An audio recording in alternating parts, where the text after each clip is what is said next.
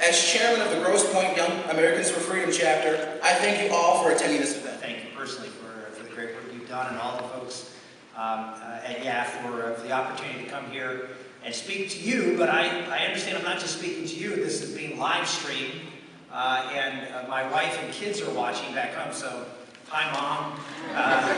It's great to have them here with us and other people from around the country. I want to thank everybody who's involved in having me here. I want to thank Mr. Hogwood and your principal, Mr. Outlaw, for their wonderful treatment since I've been here. This is an amazing, beautiful high school. The challenge before you that day, whether it's responsibility or irresponsibility, industriousness or laziness, courage or cowardice, truthfulness or falsehood, purity or lust, humility or pride. You're going to have these battles every day in your life. Sometimes very small battles. You don't even notice them sometimes. They're so small. But every day you've got these beasts.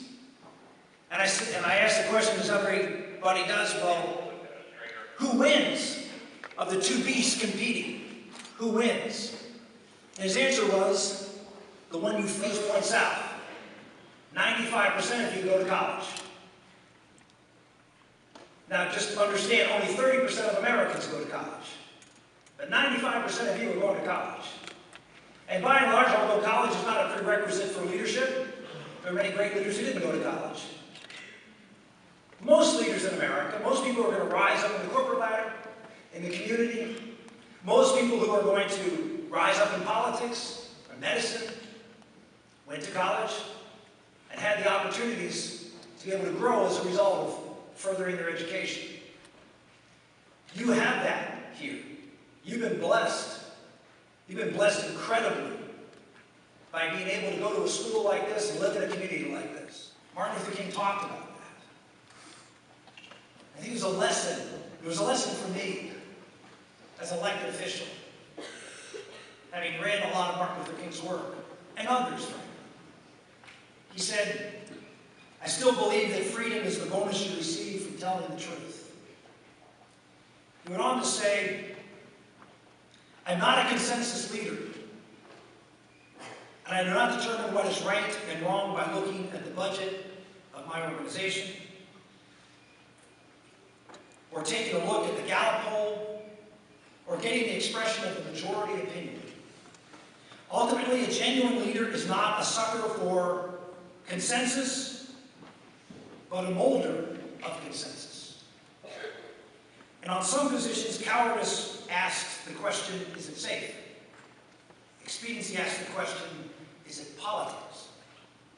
Vanity asks the question, is it popular? The conscience asks the question, is it right?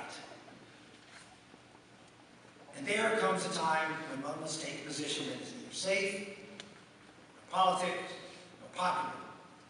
He must do it because his conscience tells him he is right. We have to look at those who are being left behind, and the gap is widening. It widened more over the last 4 years than it did the previous 8. The idea that more government and all these things is going to force rich people to be poor and poor people to be richer is baloney. It's just going to widen the gap even more. And the question is, what are we going to do to begin to address that issue?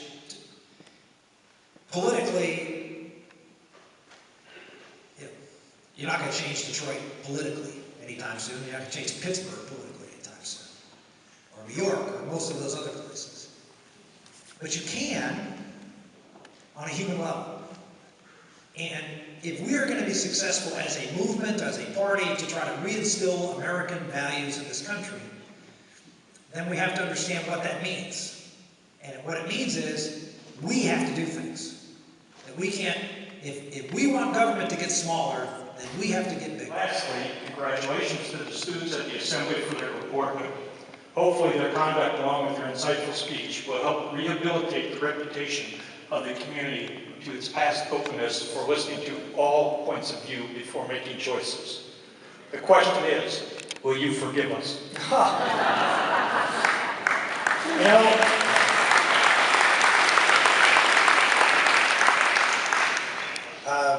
just had a nice long talk with one of my kids about forgiveness earlier. And I always say, you know, I'm required to forgive. I'm required. I have no choice. I have to forgive. And as far as what happened here, you know, my feeling is that it's all, as most things in my life have, it's all turned out for the best. And hopefully everybody...